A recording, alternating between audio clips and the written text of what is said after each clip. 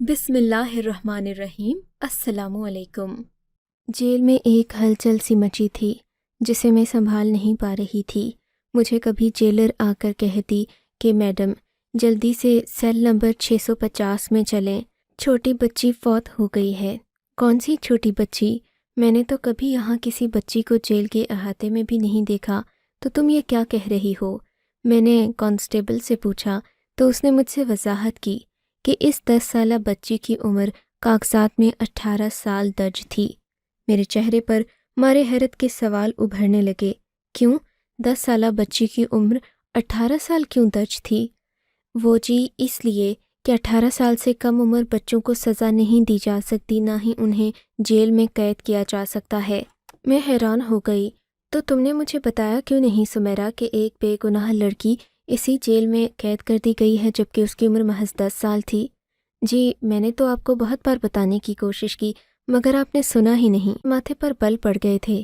اب تم مجھے بتا سکتی ہو کہ وہ 10 سالہ بچی یہاں جیل میں قید کیوں تھی؟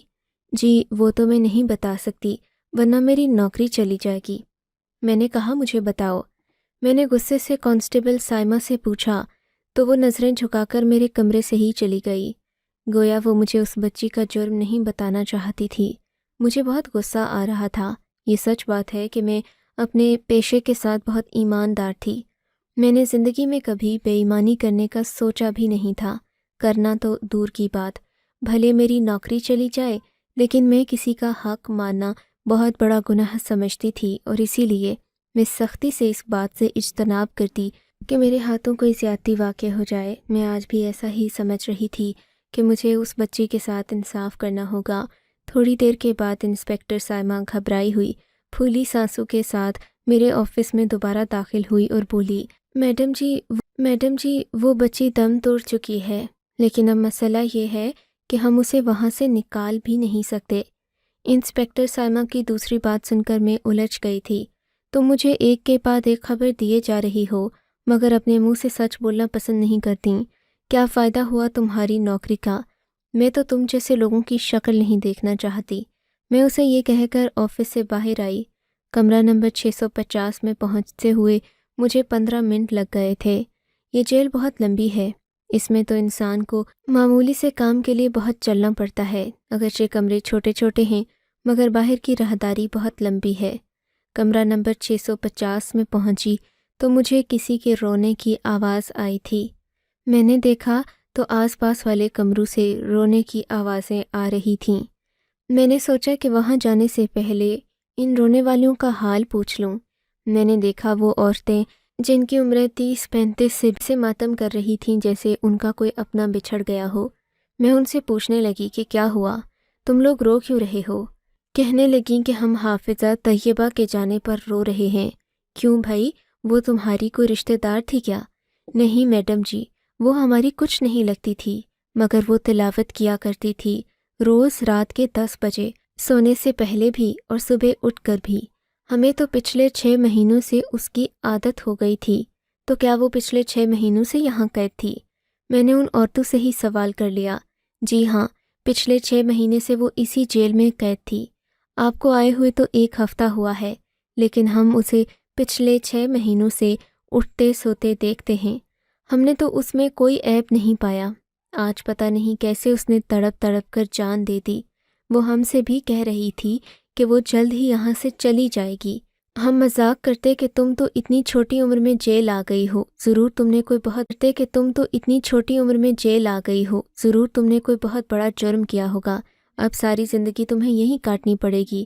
تم جیسی بچیوں کی یہی سزا ہوتی ہے جو شرارتیں کرتی ہیں۔ یہ بات سن کر تو وہ کبھی نہ روئی تھی بلکہ ہمیشہ مسکراتی رہتی تھی۔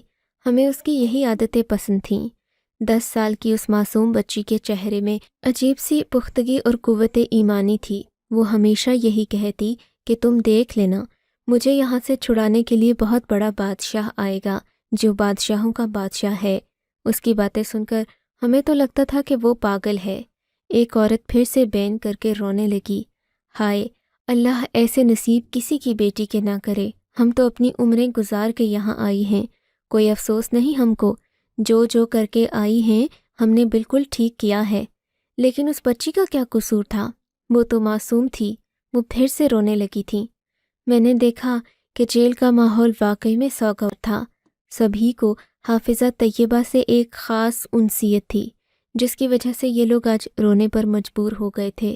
میں حافظہ طیبہ کے سیل میں آئی تو ایک عجیب سی خوشبو پھیلی ہوئی تھی۔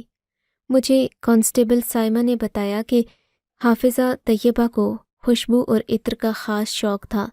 وہ بس ایک ہی چیز مانگا کرتی تھی اور یہ اس کے گھر سے آ جایا کرتی تھی۔ کیا جیل میں کوئی عطر لگاتا ہے؟ یہ تو بڑی ہی عجیب بات ہے، میں نے کانسٹیبل سائمہ سے کہا تو اس نے ہاں میں سر ہلا دیا، مگر وہ ابھی سچ بولنے کو تیار نہیں تھی۔ پھر میں نے دھیرے سے آگے بڑھ کر اس کے جسم کو ہلایا تو وہ پتھر کی سل کی مانند ٹھنڈا ہو چکا تھا اور جسم اکڑ چکا تھا۔ میں اسے الٹ پلٹ کر دیکھتی رہی، مگر اب کچھ نہیں ہو سکتا تھا کیونکہ اس کی روح واقعی اس دنیا سے پرواز کر چکی تھی۔ میرے لبوں سے بے اختیار نکلا، واقعی حافظہ طیبہ، تمہیں چھڑانے بادشاہوں کا بادشاہ نے اپنے پاس بلا لیا۔ میں نے دیکھا تھا وہ واقعی بہت معصوم معلوم ہوتی تھی۔ اس کے ہاتھ میں ایک پرچی تھی جو کہ مٹھی میں زور سے دبا رکھی تھی۔ میں نے بڑی مشکل سے اس کے اکڑے ہوئے وجود کو کھولا اور وہ پرچی نکالنے میں کامیاب ہو گئی۔ میں نے دیکھا اس پر نیلے رنگ کی روشنائی سے کچھ لکھا ہوا تھا۔ اردو میں جو باتیں لکھی تھیں وہ مجھے سمجھ آئی تھیں، عربی زبان مجھے سمجھ نہیں آتی تھی۔ اس نے بڑی منت کر کے جیل کی انتظامیہ سے اس بات کی درخواست کی تھی کہ اسے جیل کے اندر اسی کمرے میں دفن کیا جائے، بھلے سے اس کی قبر پر کوئی تختی نہ لگائی جائے، لیکن وہ یہ چاہتی ہے کہ اس کا جنازہ اسی جیل کے اندر دفنایا جائے۔ یہ بات بڑی عجیب سی تھی کیونکہ ہم لوگ کسی طور پر بھی قانون کی خلاف ورزی کر کے ایک بچی کو جیل کے اندر دفنا نہیں سکتے تھے، لیکن اب ظاہر ہے اس بچی کی شہرت ایسی تھی کہ میں سوچنے پر مجبور ہو گئی، چلو رہتی زندگی میں اس کی دنیا میں کوئی خوشیاں نہیں تھیں، لیکن جاتے جاتے اس کی بات کا مان رکھ لینا چاہیے۔ میں نے یہی سوچا تھا۔ میں جیل کی انتظامیہ سے بات کرنا چاہتی تھی کہ اس بچی کی خواہش کو پورا کیا جائے، لیکن اس سے پہلے مجھے لاحقین کو موت کی اطلاع دینا تھی۔ میرے لیے اس وقت اس سے زیادہ پریشانی کی بات کوئی نہیں تھی کہ میں نے اس لڑکی کو دفنانے کے لیے اس کی وصیت پر عمل کرنا تھا، کیونکہ وہ معصوم اس دنیا سے بس ایک ہی خواہش اپنے سینے میں لیے گئی تھی کہ وہ جہاں پر فوت ہوئی، جہاں اس نے جان دی، وہیں پر اس کی لاش کو دفنایا جائے۔ لیکن مجھے سمجھ نہیں آ رہی تھی کہ 10 سالہ بچی کی موت ہوئی کیوں کر، کیونکہ نہ تو اسے دل کا عارضہ تھا نہ کوئی اور مسئلہ، چنگی بھلی صحت مند لڑکی تھی، پھر ایسے اچانک اس کا مر جانا اور یہ وصیت کرنا میری سمجھ سے باہر تھا۔ میں نے سب سے پہلے جیل کی انتظامیہ سے بات کرنے کی کوشش کی تھی، کیونکہ میں قانون کے بغیر کچھ نہیں کر سکتی تھی، مگر مجھے جو جواب ملا وہ اس سے بھی زیادہ حیران کر دینے والا تھا۔ مجھے کہا گیا کہ میں اس معاملے سے بالکل دور رہوں اور کل تک کوئی حرکت نہ کروں، نہ ہی لڑکی کے لاحقین کو اطلاع دوں اور نہ ہی میں کسی اور طریقے کا کوئی بھی قدم اٹھاؤں جس سے قانون کو ٹھیس پہنچے۔ میں سمجھ گئی تھی کہ یہ حافظ قرآن بچی بلا وجہ تو جیل میں نہیں آئی ہوگی، اس کے پیچھے کوئی وجہ بھی ہوگی اور ضرور کوئی بڑا ہاتھ بھی، کیونکہ ظاہر ہے جیل کی بڑی انتظامیہ، اعلیٰ انتظامیہ کو اس بچی کی ایک ایک بات کا پتہ تھا اور مجھے منع کیا جا رہا تھا کہ میں اس کے لاحقین کو بلاؤں۔ 2 گھنٹے کے بعد ایک ڈاکٹر آئی جسے مجھے سیل نمبر 650 تک لے کر جانا تھا۔ ڈاکٹر نے حافظہ طیبہ کو اچھے سے چیک کیا اور اس کی موت کی تصدیق کر دی۔ مجھے ڈاکٹر نے بتایا کہ اس بچی کی موت کو 12 گھنٹے گزر چکی، تفصیلات تو پوسٹ مارٹم کے بعد ہی بتائی جا سکتی تھیں، لیکن ظاہر ہے 10 سال کی بچی کا مر جانا وہ بھی اچانک بڑی اچنبھے کی بات تھی۔ تقریباً 6-7 گھنٹے گزرے تھے کہ جیل کے باہر ایک بڑی سی گاڑی آ کر رکی اور ہمیں بتایا گیا کہ بچی کی لاش کو اس گاڑی میں ڈال دیا جائے تاکہ اس کے باقی سارے انتظامات گھر والے ہی مکمل کر لیں۔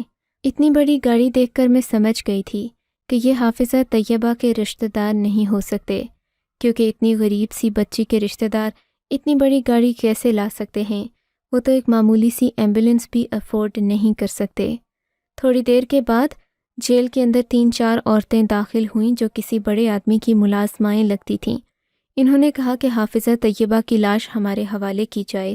میں حکم کی پابند انہیں سیل نمبر 650 تک لے کر گئی۔ ان لوگوں نے لاش اٹھانے کے لیے اندر قدم رکھے۔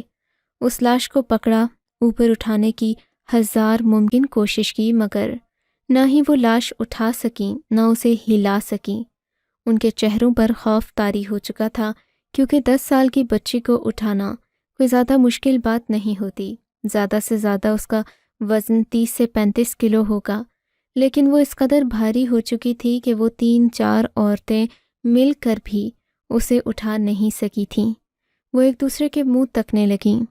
اب ہم کیا جواب دیں گے بڑے صاحب کو؟ اس کی تو لاش ہی بہت بھاری ہو چکی ہے۔ بھاری تو ہوگی ہی لاش جتنی چھوٹی ہوتی ہے گناہ اتنا ہی بڑا ہوتا ہے۔ یہ بچی کسی نہ کسی ظلم کی وجہ سے اس حال کو پہنچی ہے۔ اب ظاہر ہے جب تک اس ظلم کا مداوع نہیں ہوگا تب تک تو یہ نہیں اٹھے گی۔ کیا آپ نے اسے کچھ کیا ہے؟ ان میں سے ایک ملازمہ نے میری طرف دیکھ کر کہا۔ بھائی میں کیا کر سکتی ہوں؟ لاش آپ کے سامنے ہے، اگر آپ اٹھا سکتے ہیں تو اٹھا کر لے جائیں۔ میری بات سن کر انہوں نے پھر سے زور لگانے کی کوشش کی، مگر وہ اس کا ایک بازو بھی نہ ہلا سکیں۔ تھوڑی دیر کے بعد باہر گاڑی میں موجود شخص کو اطلاع دی گئی کہ حافظہ طیبہ کی لاش نہیں اٹھائی جا رہی۔ وہ صاحب بھی دندناتے ہوئے عورتوں کی جیل میں تشریف لے آئے۔ حلیے سے تو وہ نالی صاف کرنے والے لگ رہے تھے، مگر دولت کی چمک نے ان کو جاہ و جلال بخش دیا تھا۔ انہوں نے مجھ سے سختی سے بات کی اور کہا کہ یہ سب ڈرامے چھوڑ کر میں لاش ان کے حوالے کر دوں۔ میں نے کہا کہ میں اس بات پر کوئی پابندی نہیں لگا رہی، آپ چاہیں تو اپنے 10-15 اور لوگوں کو بلا لیں، وہ لاش نہیں اٹھا پا رہے تو اس میں میرا کیا قصور ہے؟ وہ حیرت سے پھٹی پھٹی آنکھوں کے ساتھ مجھے دیکھنے لگا۔ پھر اندر سیل میں جا کر دیکھا تو وہ لاش چوں کی توں پڑی تھی، نہ ہی اسے اٹھایا جا سکتا تھا نہ ہلایا جا سکتا تھا۔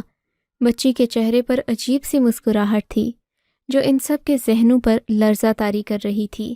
میں بھی کافی دیر یہ سب تھی، یہ لوگ بھی سوچ میں پڑ گئے۔ پھر میں نے ان کو وہ پرچی نکال کر دکھائی۔ میں نے کہا بچی نے وصیت کی ہے کہ اسے اسی کمرے کے اندر دفنایا جائے، اور شاید اسی وصیت کی وجہ سے اس کے جنازے کو آپ ہلا نہیں پا رہے۔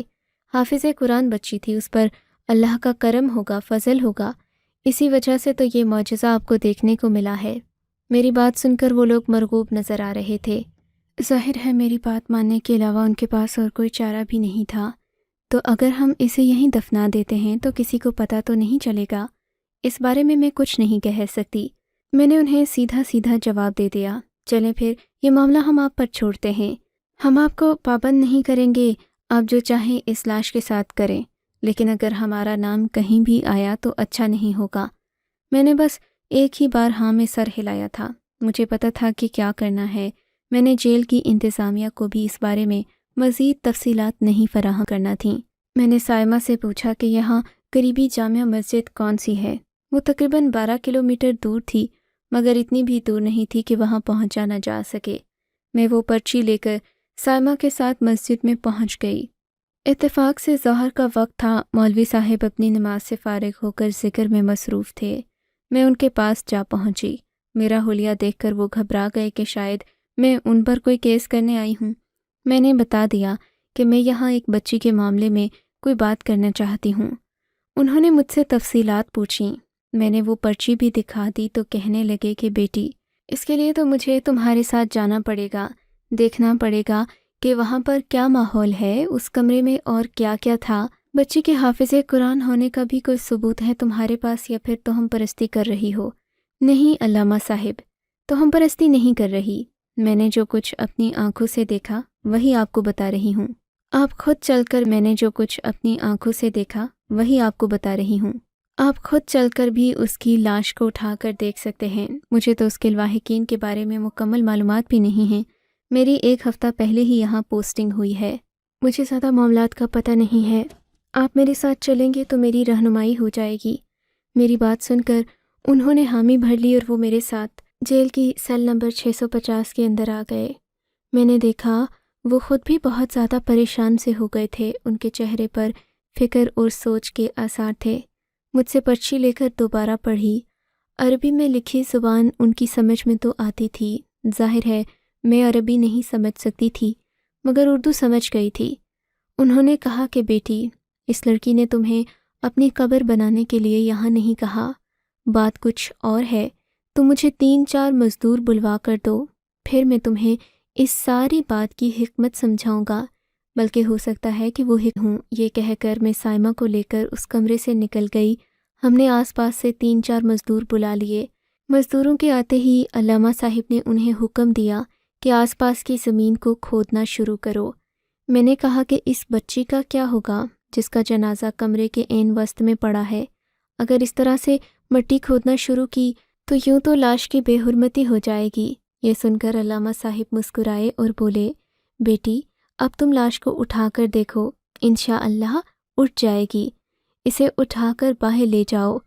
ان کے کہتے میں نے بچی کو ہلا کر دیکھا تو وہ سوکھے پتے کی طرح بے وزن لگ رہی تھی۔ میں حیرت کے ساتھ پھٹی پھٹی آنکھوں سے اسے دیکھنے لگی تھی۔ ایسا کیسے ہو سکتا ہے؟ آدھا گھنٹہ پہلے ہی تو یہ کسی وزنی پتھر کی طرح تھی، ہل بھی نہیں رہی تھی۔ ہاں بیٹی، ایسا ہی تھا، کیونکہ تمہیں اس کی پوری وصیت سمجھ نہیں آئی تھی، لیکن مجھے سمجھ آ چکی ہے۔ چلو شاباش، اسے اٹھا کر باہر لی ہے، چلو شاباش، اسے اٹھا کر باہر لے جاؤ۔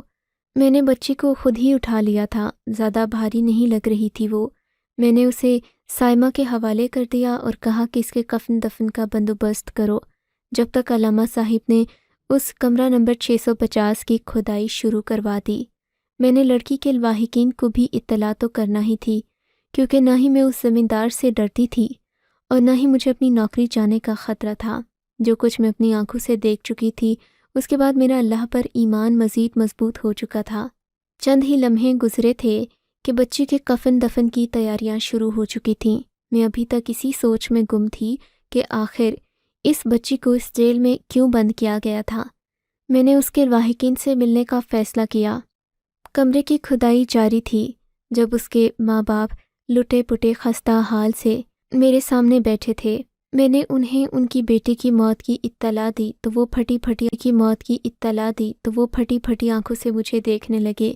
میری بچی کی عمر ہی کیا تھی، ان ظالموں نے اسے وہاں بند کر دیا جہاں سے کبھی کوئی نکل نہیں سکا۔ بی بی جی، اللہ انصاف کرنے والا ہے۔ ویسے تو میری بچی کے دل میں بچپن سے ہی سوراخ تھا۔ ڈاکٹر نے کہا تھا کہ وہ زیادہ عرصہ زندہ نہیں رہ سکے گی، لیکن ان ظالموں نے تو اسے پہلے ہی مار دیا۔ آپ مجھے بتا سکتی ہیں کہ آپ کی بچی اتنی کم عمری میں جیل میں بند کیوں تھی؟ جی، میرا نام نذیرہ ہے اور یہ میرا شوہر بشیر ہے۔ ہم لوگ یہاں پاس گاؤں میں ہی رہتے ہیں۔ ہماری اپنی کوئی زمین نہیں ہے۔ ہم لوگ زمیندار صاحب کی زمین پر کام کرتے ہیں اور انہی کے لیے محنت کرتے ہیں۔ میری یہ چھوٹی بچی جس کا نام طیبہ ہے، اسے میں نے قرآن پاک حفظ کروایا تھا۔ اپنے بچوں کو ہم دنیاوی تعلیم تو دے نہیں سکتے کیونکہ چوہدری صاحب نے ہمیں ایسا کرنے سے منع کر رکھا ہے۔ مجھے بڑی حیرت ہو رہی تھی کہ یہ کیسا اپنی بچی کو مدرسے میں ڈلوا دیا۔ اس نے قرآن پاک اتنے اچھے سے حفظ کیا کہ بڑے بڑے علماء حیران رہ جاتے تھے۔ وہ تلاوت اتنی خوبصورتی سے کرتی کہ جو بھی بس سنتا تو سنتا ہی رہ جاتا تھا۔ ایسا لگتا تھا اس کے گلے سے کسی اور کی آواز نکل رہی ہے۔ اتنی حسین آواز میں نے آج تک نہیں سنی تھی۔ بس جی، میں آپ کو کیا بتاؤں، میری بیٹی جیسا نیک اور شفیق میں نے کوئی نہیں دیکھا۔ وہ سب کا خیال رکھتی تھی۔ وہ عورت رونے لگی۔ مگر یہ تو بتائیے کہ جیل میں کیوں بند کیا آپ کی بیٹی کو؟ جی، وہ بھی زمیندار صاحب کی بیٹی کی وجہ سے۔ وہ کیسے؟ ایک دن یہ دونوں کھیل رہی تھیں، میری بچی نے اسے کچھ کہہ دیا۔ معمولی سی بات پر لڑائی اتنی بڑھی کہ اپنی چھوٹی بیٹی کی اس انہونی فرمائش پر چوہدری صاحب نے میری بچی کو جیل میں بند کروا دیا۔ اور الزام کس چیز کا لگایا گیا کہ میری بچی چور ہے، اس نے اس گھر سے سونا چوری کیا ہے۔ ہم تو سوچ بھی نہیں سکتے کہ کوئی اتنا بھی سفاک ہو سکتا ہے۔ اچھا، آپ پریشان نہ ہوں، جو اللہ نے آپ کے نصیب میں لکھا تھا آپ کو وہی ملا۔ آپ یقین رکھیں، آپ کی بچی کے ساتھ اس جیل میں کوئی ظلم نہیں ہوا، سب لوگ اس سے محبت کرتے تھے۔ میں نے اس عورت کو تسلی دینے کی کوشش کی۔ جی، میں سمجھ سکتی ہوں، لیکن میری بچی تھی، مجھے اس کا غم ساری زندگی رہے گا۔ مجھے اس عورت کے اوپر ترس آ رہا تھا۔ اتنے میں علامہ صاحب نے مجھے اطلاع دی کہ کمرے کی کھدائی مکمل ہو چکی ہے اور وہ مجھے حیران کر دینے کے لیے تیار تھے۔ جیسے ہی میں اندر گئی تو میری آنکھیں پھٹی کی پھٹی رہ گئیں۔ اب تو وہاں مزدور بھی نہیں تھے۔ میں نے دیکھا کہ مٹی سے ایک چمکتی چیز نظر آ رہی تھی۔ علامہ صاحب نے مجھے کہا کہ یہ اٹھاؤ اور اس کے ماں باپ کے حوالے کر دو۔ جب میں نے اسے اٹھانے کی کوشش کی تو وہ بہت وزنی چیز تھی، جس کا وزن کم سے کم 5 کلو ہوگا۔ میں نے جیسے ہی اسے اوپر اٹھایا تو آنکھیں پھٹی کی پھٹی رہ گئیں۔ وہ تو سونے کی ایک تھیلی تھی جس کے اندر بے شمار قیمتی ہیرے جواہرات تھے۔ اس کا کیا کرنا ہے علامہ صاحب؟ یہ یہاں کیسے آیا؟ بس بیٹا، جو اس نے لکھا تھا اس کا مطلب یہی تھا، اسی وجہ سے تو اس کی لاش اٹھائی نہیں جا رہی تھی۔ وہ اپنے ماں باپ کے لیے دعائیں مانگتی رہی۔ جتنا عرصہ وہ یہاں پر قید رہی، وہ بس ایک ہی دعا کرتی رہی کہ اے اللہ، میرے ماں باپ کو افضل کر دے، انہیں اتنی دولت دے کہ گاؤں میں کسی کے پاس نہ ہو، ذمہ دار کے پاس بھی نہیں۔ دیکھو تو وہ ہر روز اپنے مالک کو خط بھی لکھتی رہی اور زمین میں دفن کرتی رہی۔ علامہ صاحب نے مجھے 10 سے 12 مزید چٹھیاں دکھائیں، جنہیں دیکھ کر میں رو پڑی تھی۔ اتنی چھوٹی سی بچی اپنے ماں باپ سے اتنی محبت کرتی تھی، کہا تھا کہ یہ سب کچھ میں اپنی آنکھوں سے دیکھ رہی ہوں۔ سونے کی وہ پوٹلی جب میں نے بچی کے ماں باپ کے حوالے کی تو وہ بھی حیران ہو گئے۔